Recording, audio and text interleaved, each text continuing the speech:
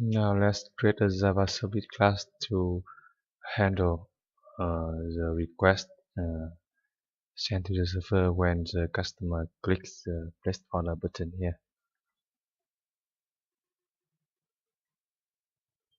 You can see the relative URL is the action of the form here, place_order. So we create a new Java Servlet class under the package, this package, new Servlet place order Servlet. Next, and edit the URL mapping is /place_order. Okay. Next, and uncheck do get to implement only the do post method. Finish. Here we go.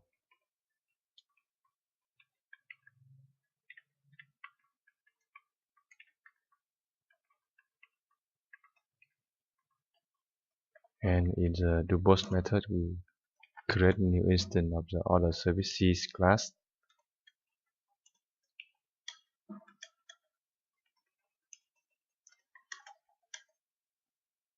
New OrderServices request response and call this method